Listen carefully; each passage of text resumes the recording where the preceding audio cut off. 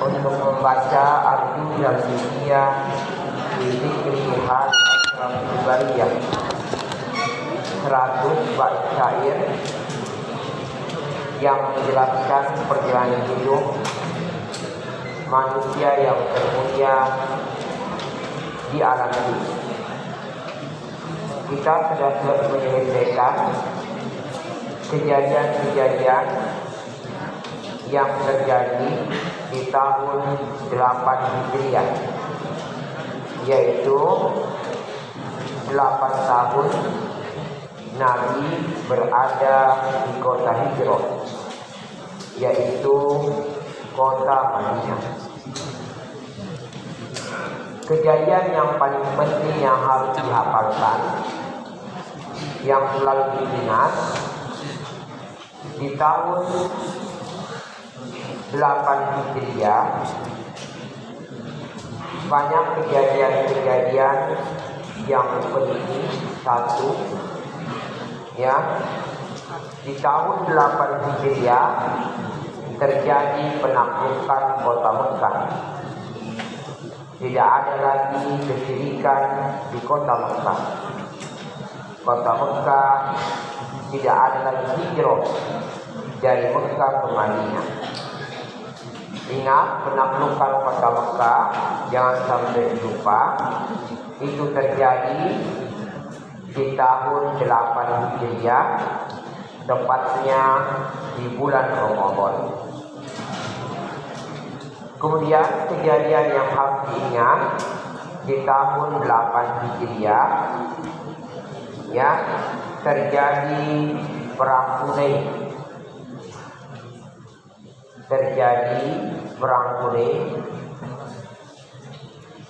Yang hampir saja kaum muslimin dengan jumlah yang banyak hampir menelan kekalahan yang sangat memalukan, karena banyaknya faktor-faktor penyebab kaum muslimin hampir mengalami kekalahan.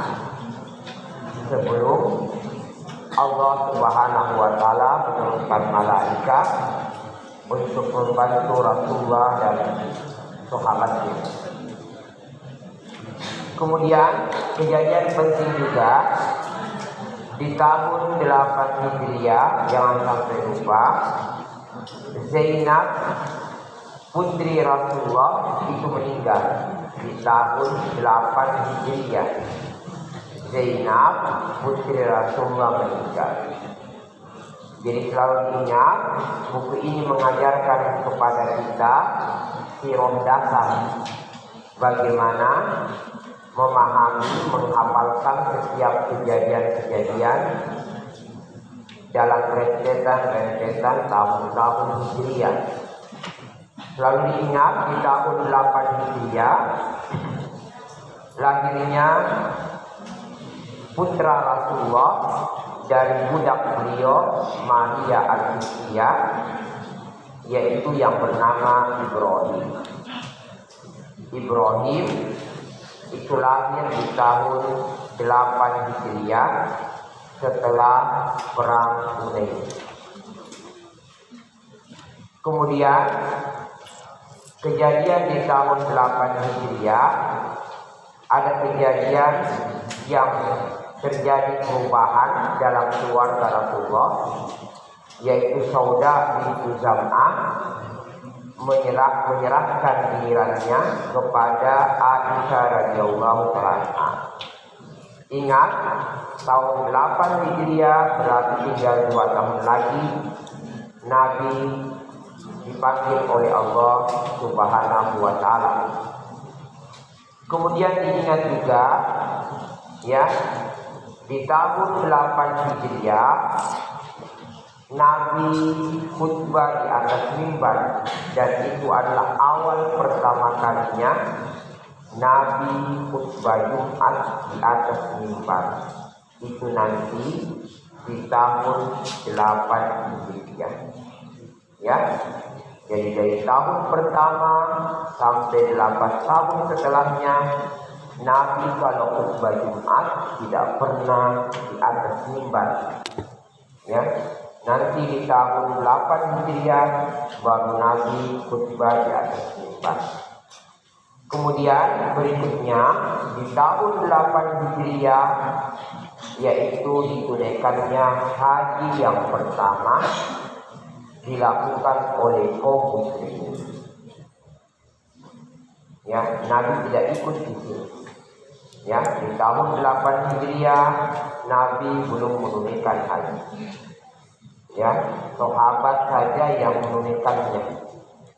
Nanti di tahun ke-10 baru Rasulullah itu menunaikan haji yang pertama sekaligus haji yang terakhir yang dikenal dengan Hajjatul Wada.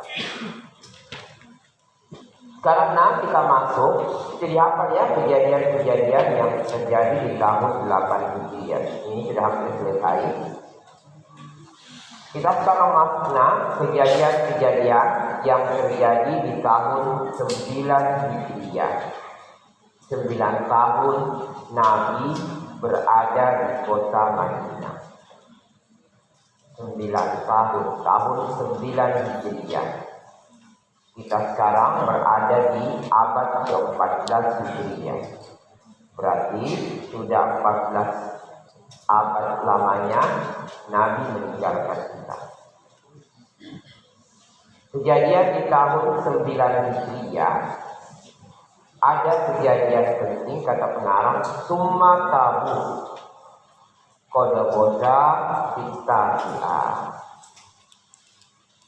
Terjadilah perang Tabuk. Itu terjadilah di tahun 9 Hijriah. Perang Tabuk adalah perang lanjutan melawan bangsa Romawi yang menguasai daerah barat dari dunia, Syam, Palestina, Yordania, Turki, ya, itu semuanya dikuasai oleh orang-orang Romawi dulunya. Jadi perang Tabuk ini adalah perang babak lanjutan sebagai lanjutan dari perang Mu'tah, ya, sebagai perang lanjutan dalam perang Mu'tah, yaitu 1 tahun sebelumnya. Kan perang Mu'tah itu terjadi di tahun 8 Hijriah. 1 tahun setelahnya orang-orang Romawi ingin membalas dendam akibat kesalahan jumlah pasukan yang banyak terbunuh dalam perang Mu'tah. Ya, terjadilah Ghazwatul Tabuk. Ya. Jadi perlu kita ketahui bahwa perang Tabuk itu adalah sebuah peperangan yang tidak disangka-sangka oleh kaum muslimin. Mereka tidak menyangka bahwa Heraklius sebagai raja pemimpin terbesar dari Romawi itu ingin membumi hanguskan kota Madinah, tepatnya di bulan Rajab di tahun 9 Hijriah. Tiba-tiba Rasulullah dan para sahabatnya mendengarkan sebuah berita dari para pedagang yang berdagang di Syam. Ya, Nabi tidak sangka dari sama sekali prediksi bahwa orang Romawi itu akan membalas dendam tahun berikutnya dari kekalahan dalam perang Mu'tah. Tiba-tiba Nabi mendapatkan berita dari para pedagang yang pulang dari Syam. Mereka berkata bahwa pasukan Romawi yang berjumlah 40.000 pasukan. 40.000 pasukan, bukan 4.000 tapi 40.000. Itu akan membumi hanguskan kota Madinah, akan meratakan kota Madinah. Mereka sudah meninggalkan daerah Syam. Ini mengagetkan Nabi. Ya, apalagi berita ini orang-orang Romawi telah keluar dari Syam menuju ke Madinah dengan jumlah pasukan yang power 40.000 pasukan. Itu di saat-saat musim paceklik, tepatnya di bulan Rajab. Jadi kalau di Arab itu bulan Rajab itu tidak ada pohon kurma yang berbuah. Hawa panas yang sangat panas. Seandainya telur dikeluarkan itu akan matang karena panasnya. Kalau di bulan Rajab di saat itu. Maka itu di bulan Rajab di kalangan bangsa Arab itu mereka lebih banyak berdiam di rumahnya karena cuaca panas yang sangat dingin. Apalagi di saat itu berada pada kondisi musim-musim penyakit, kekeringan, ya, serba kekurangan. Tiba-tiba terdengar berita bahwa Heraklius akan menyerang Madinah dan telah keluar dari Syam dengan jumlah pasukan 40.000 pasukan. Mau tidak mau Rasulullah harus menghadapi kenyataan itu. Begitu pula para sahabat. Dan Nabi itu dari kebiasaan taktik perang beliau tidak mau berperang di kota Madinah. Beliau itu sering melakukan peperangan di luar kota Madinah. Mau tidak mau, ketika Nabi telah mendengarkan dari Syam ke Madinah itu perjalanan 1 bulan. Jadi masih ada waktu kaum muslimin mempersiapkan. Yang jelas Nabi tidak mau menunggu musuh tiba di Madinah. Nabi ingin perangnya itu keluar dari Madinah. Orang Romawi keluar dari Syam, maka Rasulullah pun keluar dari Madinah. Nanti ketemunya di sebuah medan perang yang bernama Tabuk. Maka itu dinamakanlah perang Tabuk. Kalau ditanya kenapa Nabi itu dalam sirah tidak pernah melakukan peperangan di kota Madinah, tidak mau, karena ya beliau mengkhawatirkan banyaknya wanita-wanita, anak-anak, orang-orang tua yang mungkin akan menjadi korban dari peperangan. Ya, maka Nabi harus keluar dari Madinah menyambut 40.000 pasukan Heraklius yang keluar dari Syam. Dan ini membutuhkan biaya yang sangat banyak sekali. Ya, biaya yang sangat banyak sekali karena perjalanan keluar dari Madinah menyambut musuh itu menempuh perjalanan kurang lebih 1 bulan lamanya. Pasukan butuh makan, butuh perbekalan, butuh senjata, kekuatan. Maka Nabi pun mendorong sahabatnya untuk menginfakkan harta-harta mereka. Maka Nabi pun bersabda, man jahhasha jaisul usra falahu jannah. Sampai Nabi menjamin karena ini masa-masa penyakit, orang-orang kekurangan harta, maka Nabi pun berkata, siapa-siapa di antara kalian yang mempersiapkan bekal untuk pasukan Usra. Jadi Nabi menamakan pasukan yang akan diberangkatkan dalam perang Tabuk itu dengan nama Jaisul Usra, pasukan yang serba kesulitan karena berada pada musim-musim penyakit. Ya, dinamakan dengan pasukan yang usra, serba kekurangan. Ya, banyak yang berpihak tapi kurang bekal. Maka Nabi pun memberikan semangat kepada penduduk Madinah. Siapa-siapa di antara kalian yang memberikan perbekalan kepada pasukan Usra, maka baginya surga.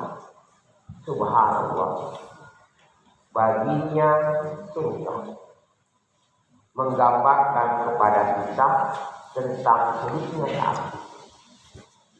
Ya, sulitnya kurma, ya, perbekalan untuk pasukan itu. Maka dinamakan dengan pasukan Usra.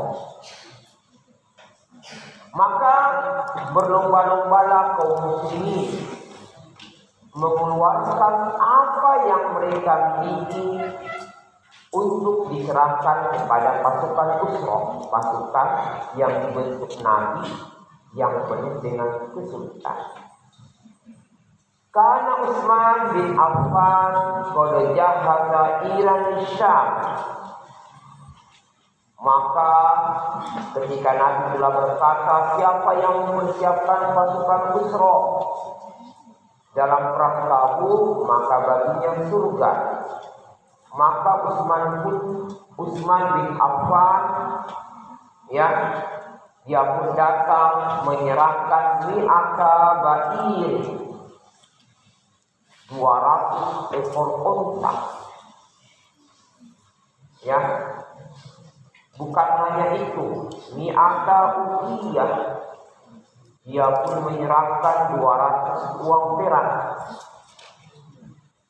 Bukan hanya itu, tasaddaqa bi mi'ati ba'ir, dia kembali menambah lagi 100 ekor unta, jadi sudah 300. Dia tambah lagi, summa ja'a bi alfi dinar. Kemudian dia menyerahkan lagi 1000 uang emas dinar. Subhanallah. Ketika Nabi menyaksikan sosok Utsman bin Affan yang tidak main-main dalam bersedekah, maka Nabi pun mengucapkan sebuah kalimat, ma darra Utsman ma amila ba'dahu. Tidak akan ada yang bisa memudaratkan Utsman setelah hari ini. Tidak akan ada yang bisa menjadikan Utsman menjadi miskin dengan sedekah yang dia keluarkan. Maka ketika Utsman telah mengeluarkan harta yang melimpah, dengan doa Nabi ini Utsman semakin kaya. Karena Nabi katakan tidak akan merugikan Utsman dari apa yang dia keluarkan setelah hari ini. Setelah itu datang juga Abdurrahman bin Auf radhiyallahu ta'ala anhu bimi'atai uqiyah fiddah. Dia pun menginfakkan 200 uang perak yang dia miliki. Datang Abu Bakar As-Siddiq, wa ja'a Abu Bakr bimalihi kullihi. Dia membawa seluruh harta yang dia miliki. Dia serahkan kepada Nabi. Walam yatruk li ahlihi. Dia tidak meninggalkan sedikit pun untuk anak dan istrinya. Sehingga Nabi berkata, apa yang kamu sisakan untuk anak dan istrimu, ya Abu Bakar? Kata Abu Bakar, Allah dan Rasulnya yang akan menanggung. Subhanallah. Abu Bakar datang, diserahkan seluruh harta yang dia miliki tanpa dia sisakan untuk anak dan istri. Waja'a Umar bin Istimali. Datanglah Umar membawa separuh dari harta yang dia miliki. Berlomba-lomba seluruh kaum muslimin. Tidak main-main mereka, karena Nabi menjamin siapa yang mempersiapkan pasukan Usra baginya surga. Wajah al-Abbas. Datanglah Abbas paman Rasulullah bimalin katsir, membawa harta yang banyak. Datanglah Tolha bin Ubaidillah, wa Sa'ad bin Ubadah, wa Muhammad bin Maslamah. Seluruhnya datang membawa harta-harta yang banyak. Subhanallah. Begitu juga wanita-wanita, tidak tanggung-tanggung mereka. Mereka melepaskan yang gelang-gelang mereka, anting-anting mereka yang terbuat dari emas, cincin mereka serahkan semuanya untuk Rasulullah. Ya, berlomba-lomba kaum muslimin mengeluarkan seluruh harta yang dia miliki. Berbeda dengan keadaan orang-orang munafik. Adapun kondisi orang-orang munafik yang Allah abadikan dalam surat At-Taubah ayat 79, bagaimana sikap mereka ketika Nabi mengumumkan kita akan keluar dari Madinah untuk menyambut 40.000 pasukan Romawi. Apa kata mereka? Ya Muhammad, bukankah ini sekarang di bulan Rajab? Bulan Rajab itu bulan yang sangat panas. Mustahil kamu meninggalkan Madinah pergi ke Syam dengan jarak tempuh yang sangat jauh. Kita mati semua nanti, kata mereka. Pohon-pohon semua belum berbuah. Tidak ada perbekalan makanan untuk kita. Bisakah diundur dulu? Jangan juga terus. Kata mereka orang-orang munafik.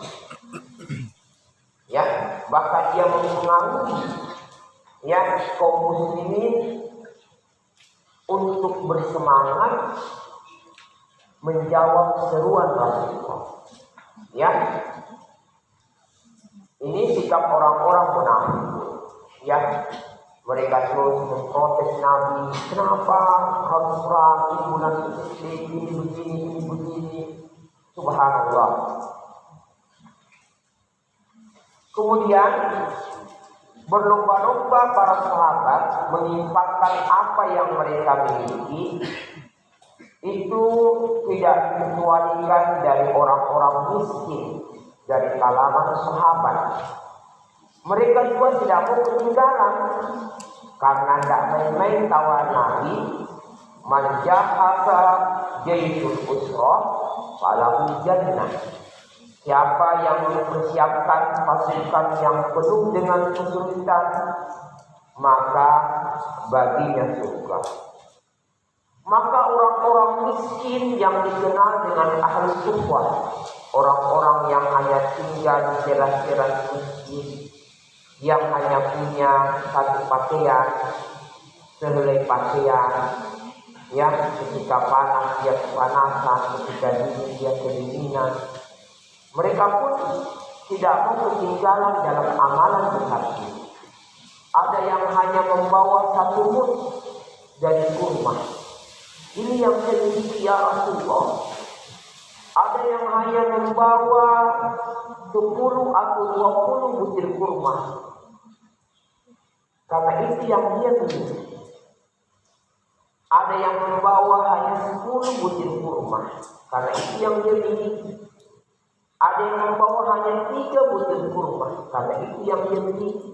Tidak ada yang dia miliki selain itu. Ketika orang-orang munafik itu menyaksikan orang-orang miskin dari kalangan sahabat, mereka ikut terlibat dalam amalan yang besar ini, mereka pun tertawa. Apa itu yang kalian sedekahkan? Allah itu maha kaya, kata mereka. Masa 10 butir kurma mau disedekahkan? Apa itu, kata mereka. Mereka pun mentertawakan kaum muslimin dari kalangan orang-orang miskin. Yaitu diabadikan oleh Allah dalam surat At-Taubah. Maka surat At-Taubah itu banyak menceritakan tentang kejadian perang Tabuk. Ya, jadi orang-orang miskin semua terlibat. Ada seorang sahabat yang paling miskin di kota Madinah, bernama Ulba bin Zaid. Dikenal kisahnya. Ya. Jadi Nabi telah menegaskan yang bisa ikut dalam perang Tabuk, berangkat ke Syam, itu hanya orang-orang yang punya perbekalan. Ya. Jadi orang yang tidak punya perbekalan maka tidak boleh ikut berangkat ke Tabuk. Ya, maka sahabat yang miskin berupaya, berusaha, ya, itu pun karena banyaknya sahabat yang ikut dalam perang Tabuk, mereka hanya dibekalkan 1-2 butir kurma dalam perjalanan karena saat itu kondisi kota Madinah lagi kecil. Jadi dikisahkan ada seorang sahabat yang bernama Ulba bin Zaid. Dia orang yang paling miskin di kota Madinah. Dia tidak memiliki sedikit pun walaupun 1 butir kurma untuk dia sedekahkan untuk pasukan Busra karena miskinnya. Bagaimana dia menyaksikan sahabat-sahabat yang kaya mensedekahkan apa yang dia miliki, sedangkan dia tidak memiliki sesuatu. Bertambah kesedihan yang dia miliki ketika teman-temannya dari orang miskin mampu bersedekah dengan jumlah sedikit dari apa yang dia miliki. Adapun dia tidak memiliki walaupun 1 butir kurma. Ya, dia pun menangis, dia pun bersedih, dia pulang ke rumah. Ya, padahal besok itu pasukan sudah akan berangkat meninggalkan kota Madinah. Begitu sedihnya hatinya, harus tinggal di Madinah, tidak ikut bersama kaum muslimin karena tidak mempunyai perbekalan walaupun sebutir buah kurma. Dia menangis, subhanallah, sekali dia menangis sampai dia tidak bisa tidur di malam hari. Ya, karena gelisahnya hatinya, ya, tidak bisa ikut dalam perang Tabuk karena tidak ada yang bisa dia lakukan. Ya, dia balik tubuhnya ke kanan, ke kiri sambil menangis. Ya, dia tidak bisa tidur. Dia pun berwudu, kemudian mengerjakan sholat 2 rakaat. Setelah itu dia mengangkat tangannya dan mengadu kepada Allah Subhanahu wa Ta'ala. Di antara doanya Ulba bin Zaid, dia berkata, ya Allah, sungguhnya Rasulmu telah mewajibkan kami untuk berjihad, tapi bersama dengan itu kondisi kondisi hamba ini tidak memiliki sesuatu apapun yang bisa saya sedekahkan untuk pasukan Usra. Ya Allah, saya hanya bisa di malam ini, ya, saya hanya bisa bersedekah dalam bentuk memaafkan segala kesalahan-kesalahan, kezaliman-kezaliman yang orang-orang telah melakukan kejahatan terhadap. Dimaafkan semuanya. Dia tidak putus asa. Ya, dia ingin bersedekah dengan bentuk memaafkan. Saya maafkan sebulan yang pernah mencuri saya maafkan semuanya. Ini yang hanya saya bisa mampu. Saya maafkan semuanya Allah. Alhamdulillah dia menangis. Ya, saya maafkan sebulan begini. Ya, karena lamanya dia berdoa, dia tertidur. Jadi rasa ada tertidur. Pasukan sudah siap-siap untuk berangkat. Maka Ulbah pergi ke masjid, sholat berjamaah, sholat subuh bersama Nabi. Setelah Nabi salam, tiba-tiba Nabi berdiri dan berkata, siapa di antara kalian yang tadi malam bersedekah? Sungguhnya sedekahnya itu diterima oleh Allah. Sahabat itu saling melihat, siapa yang bersedekah? Kata mereka, tidak ada yang bersedekah di malam hari ya Rasulullah. Kata Nabi, tidak. Telah turun Jibril kepadaku dan memberitahuku bahwa ada yang semalam yang bersedekah dan sedekahnya diterima oleh Allah. Sahabat saya melihat, siapa? Ya, saya sudah tidak ada lagi yang punya harta. Ya, maka Nabi berkata, kum ya Ulbah, berdirilah ya Ulbah.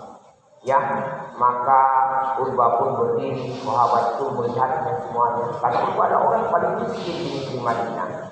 Maka Nabi berkata, ya Ulbah, bergembiralah, karena Allah Subhanahu wa Ta'ala telah menerima sedekah. Ya, Allah telah menerima sedekah. Kita bagaimanapun banyaknya kita bersedekah, belum ada jaminan sedekah kita diterima. Kalau Ulbah itu sudah dipastikan sedekah yang dia keluarkan itu diterima oleh Allah. Ya, subhanallah, ketika hati ikhlas, ya, di mana ada kesulitan, di situ ada kemudahan. Ya, pasti ada jalan saja. Ketika Ulbah tidak mampu bersedekah, dia tidak putus asa. Mudah-mudahan sekedar saya memaafkan kesalahan-kesalahan yang dulu dilakukan oleh teman-teman saya, mudah ini bisa sebagai pengganti sedekah. Subhanallah, sedekahnya Ulbah bin Zaid itu diterima oleh Allah Subhanahu wa Ta'ala. Maka itu pelajaran dari sini, ya, ketika ya kalian tidak mampu bersedekah dengan harta, tiba-tiba ada bukan siapa yang mau bersedekah dari kiriman uang saya ini dan ini, maka jangan putus asa. Minimal jadilah sebab-sebab orang bersedekah, ya, karena kalian akan mendapatkan pahala yang semisal dari orang yang bersedekah. Mudah-mudahan kisah Ulbah bin Zaid ini itu sebagai pelajaran bagi kita tentang pentingnya keikhlasan, ya, karena sedekahnya Ulbah bin Zaid dikatakan sedekah yang paling mulia dalam perang Tabuk. Sedekah yang paling mulia dalam perang Tabuk adalah sedekahnya Ulbah. Kenapa? Dijamin diterima oleh Allah. Walaupun dalam bentuk apa tadi? Dia memaafkan kesalahan-kesalahan yang dilakukan saudara. Ya, maka itu sedekah itu, ya, harus dibarengi dengan keikhlasan. Tapi yang sedikit itu lebih bagus ya jika dibangun di atas keikhlasan dibanding yang banyak tapi dibangun di atas kebijakan. Ya, ulba bin Zaid. Ya, apa sih namanya ulba bin Zaid? Sampai mengubah namanya ulba, sahabat mulia ulba. Sampai mengubah namanya ulba. Supaya ingat-ingat ini sahabat yang mulia betul.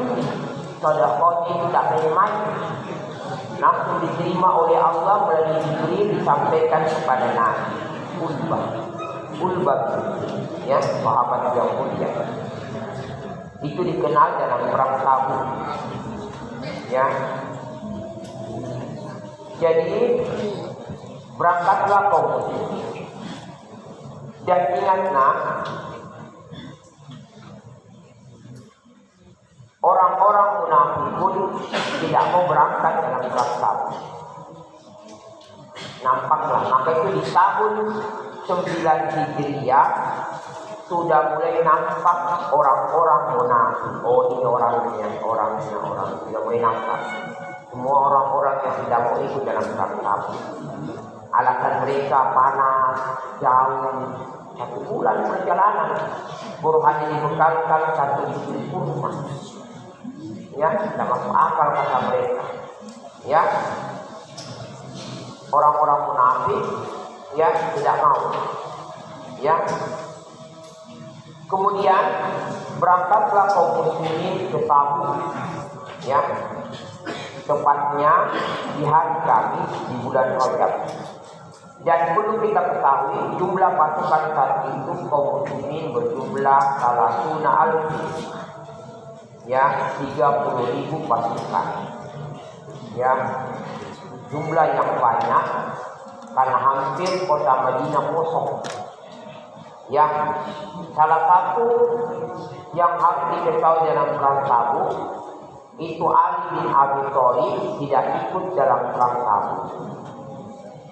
Ali bin Abi Thalib tidak ikut dalam perang Tabuk. Dia diamanahkan oleh Nabi menjaga keluarga Rasulullah. Maka itu Ali sangat bersedia. Ya, Nabi tidak izinkan. Tidak usah ikut. Nabi Ali radhiyallahu ta'ala anhu menanam. Ya, maka saya ditinggal bersama orang-orang munafik begini. Kata Nabi tidak sama dengan orang munafik. Bahkan Nabi katakan, ala tardu an takuna minni bimanzilati Harun min Musa. Tidakkah kamu ridho ya Ali? Posisi kamu itu sama dengan Harun di sisi Musa. Hanya saja tidak ada lagi Nabi setelah itu. Ya, posisi kamu yang tinggal di Madinah itu seperti posisi Harun ketika Musa berangkat ke Bukit Tur. Hanya saja kamu bukan Nabi. Kalau Harun Nabi, kamu bukan Nabi. Kalau tidak ada Nabi setelah. Dengan ucapan ini Ali pun tenang. Ya, Ali pun ridho terhadap keputusan Nabi. Ingat dalam perang Tabuk Ali bin Abi Thalib itu tidak ikut karena Nabi mengamanahkan menjaga keluarga Nabi. Kita akan masuk nanti tentang proses tibatnya Nabi di Tabuk, insyaallah taala pada video. Subhanallah wa bihamdika, la ilaha illa anta.